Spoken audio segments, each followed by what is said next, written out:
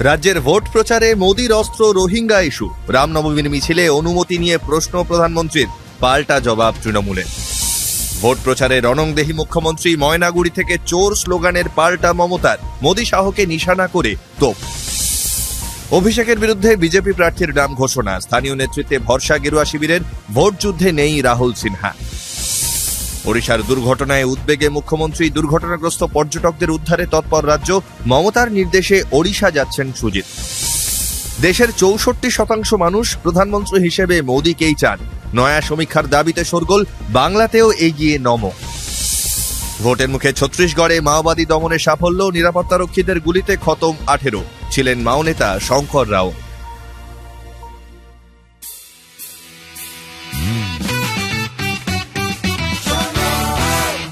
আপনি শুনছেন সংবাদ প্রতিদিন শোনো।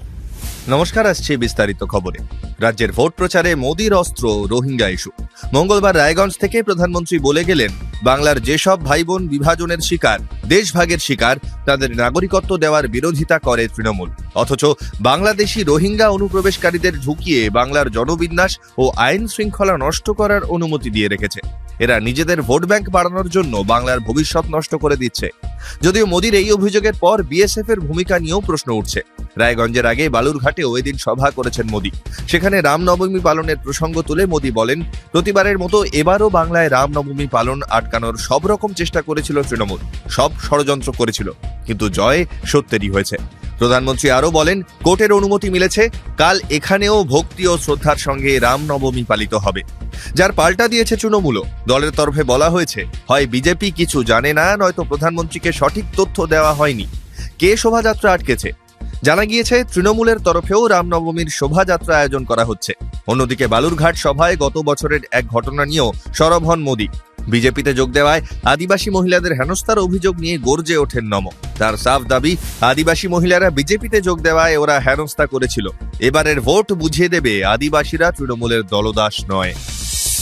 ভোট প্রচারে রণংদেহী মেজাজে মুখ্যমন্ত্রী মমতা বন্দ্যোপাধ্যায়। দিন কয়েক আগে ডুয়ার্সে মুখ্যমন্ত্রীকে উদ্দেশ্য করে চোর স্লোগান তুলেছিল একদল। মঙ্গলবার জলপাইগুড়ির ময়নাগুড়ির সভা থেকে সেই ইস্যুতেই সুর চড়িয়ে মুখ্যমন্ত্রী বলেন, আমার গাড়ি দেখে ওরা চোর বলছে। আমি কারো পিতৃদেবের টাকায় এক কাপ চাও খাইনি।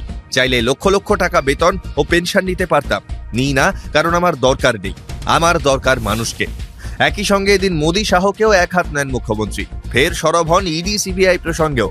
তার দাবি, বিজেপি বুঝে গিয়েছে জিততে পারবে না, তাই কেন্দ্রীয় এজেন্সিকে ব্যবহার করে তৃণমূলের বিরুদ্ধে অপপ্রচার করা হচ্ছে। সব মিলিয়ে প্রথম দফা ভোটের আগে আরও একবার উত্তরবঙ্গ থেকে বিজেপির বিরুদ্ধে সম্মুখ সমরের হুঁশিয়ারি দিতেই শোনা গেল মুখ্যমন্ত্রীকে। অবশেষে ডায়মন্ড হারবার কেন্দ্রে অভিষেক বন্দ্যোপাধ্যায়ের বিরুদ্ধে প্রার্থী ঘোষণা করল বিজেপি। তবে দুবারের সাংসদের বিরুদ্ধে লড়াইয়ে স্থানীয় নেতৃত্বেই ভরসা রাখছে গেরুয়া শিবির। মঙ্গলবার দিল্লি থেকে প্রকাশিত বিজেপির আরেক দফা প্রার্থী তালিকায় দেখা গিয়েছে, অভিষেক বন্দ্যোপাধ্যায়ের বিরুদ্ধে লড়বেন অভিজিৎ দাস ওরফে ববি। দক্ষিণ 24 পরগনার প্রাক্তন জেলা সভাপতি অভিজিৎ দাস বর্তমানে রাজ্য বিজেপির সদস্য। জানা গিয়েছে, তার নাম প্রস্তাব করেছিলেন রাজ্য সভাপতি সুকান্ত মজুমদার। তাতেই শিলমোহর দিল দিল্লির শীর্ষ নেতৃত্ব। তবে অভিষেকের বিরুদ্ধে কোনো নামী মুখকে প্রার্থী না করায় শোরগোল শুরু হয়েছে বিভিন্ন মহলে। এ প্রসঙ্গে রাজনৈতিক মহলের ব্যাখ্যা, অভিষেকের বিরুদ্ধে হার অনিবার্য। এটা জেনেই বিজেপি নেতারা হয়তো পিছিয়ে আসছিলেন। সে কারণেই শেষমেশ ঘরের ছেলের দিকে ঝুঁকতে হয়েছে সংঘকে। এদিকে ভোট যুদ্ধে 9 বার হেরেই ময়দান থেকে বিদায় রাহুল সিনহার। মঙ্গলবারই বাংলায় শেষ আসন হিসেবে ডায়মন্ড হারবারের প্রার্থীর নাম ঘোষণা করা হয়েছে। সেখানে রাহুলের বদলে রয়েছেন অভিজিৎ। কাজেই রাহুল সিনহা এবারের নির্বাচনে পদ্ম শিবিরের সৈনিক হয়ে সরাসরি মাঠে নামছেন না, তা স্পষ্ট। তবে বিজেপির তারকা প্রচারকের তালিকায় নাম রয়েছে তার। ফলে এখন শুধুই সহকর্মীদের জেতানোর জন্য দলের হয়ে ভোট চাইবেন রাহুল সিনহা। ওড়িশার জাজপুরে সোমবার রাতে বাস দুর্ঘটনায় মৃত্যু হয়েছে রাজ্যের 5 পর্যটকের, আহত আরও অনেকে। ভিন রাজ্যে বিপদে পড়া রাজ্যের বাসিন্দাদের উদ্ধারে তৎপর হয়েছে রাজ্য সরকার। ইতিমধ্যেই দমকল মন্ত্রী সুজিত বসুকে ওড়িশায় পাঠিয়েছেন মুখ্যমন্ত্রী মমতা বন্দ্যোপাধ্যায়। পাশাপাশি ওড়িশা সরকারের সঙ্গেও যোগাযোগ করেছে নবান্ন। মঙ্গলবার জলপাইগুড়িতে নির্বাচনী প্রচারে গিয়ে রাজ্যের পদক্ষেপের কথা জানিয়ে মুখ্যমন্ত্রী আশ্বস্ত করলেন উদ্বিগ্ন পরিবারগুলিকে। জানালেন, আটকে পড়া মানুষজনকে নিরাপদে পরিবারের কাছে পৌঁছতে সাহায্য করবে রাজ্য সরকার। জানা গিয়েছে, প্রায় 50 জন যাত্রী নিয়ে বাসটি কটক থেকে পূর্ব মেদিনীপুর আসছিল। দুর্ঘটনার খবর পেতেই স্থানীয় পুলিশ ঘটনাস্থলে পৌঁছে যুদ্ধকালীন তৎপরতায় উদ্ধার কাজ শুরু করে। শেষ পাওয়া খবর অনুযায়ী 5 জনের মৃত্যু হয়েছে। তারা সকলে পূর্ব মেদিনীপুরের বাসিন্দা বলে জানা গিয়েছে। আহতদের চিকিৎসা চলছে। 64% মানুষ মোদীকেই প্রধানমন্ত্রী হিসেবে দেখতে চান। 63% মানুষ বিশ্বাস করেন এনডিএ জোটের প্রত্যাবর্তন নিশ্চিত। ভোটের আগে ডেলি হান্টের ট্রাস্ট অফ দ্য নেশন 2024 সমীক্ষায় ধরা পড়ল এমনই ছবি। জানা যাচ্ছে প্রতি 5 জনের 3 জনই মনে করেন মোদী প্রধানমন্ত্রী হবেন ফের। শতাংশের হিসেবে মোদীর পক্ষে 64% মানুষ, সেখানে রাহুল গান্ধীর পক্ষে মাত্র 21.8%। রাজ্য অনুযায়ী দেখলে দিল্লিতে প্রধানমন্ত্রী হিসেবে মোদীকে চান 57.7%, রাহুল গান্ধীকে 24.2% ও যোগী আদিত্যনাথকে চান 13.7% মানুষ। অন্যদিকে যোগী রাজ্যে 78.2% মানুষ মোদীকে চান, রাহুলের পক্ষে সেখানে মাত্র 10%।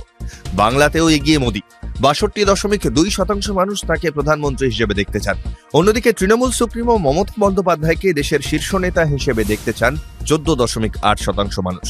তামিলনাড়ু ও কেরলে অবশ্য এগিয়ে রাহুল। এছাড়া সমীক্ষায় আরও দেখা যাচ্ছে মোদী প্রশাসনের সামগ্রিক পারফরমেন্সে খুশি 61% মানুষ এবং দেশের অর্থনৈতিক অগ্রগতিতে অত্যন্ত খুশি 60%। লোকসভা ভোটের মুখে মাওবাদী দমনে বিরাট সাফল্য ছত্তিশগড়ের নিরাপত্তারক্ষীদের।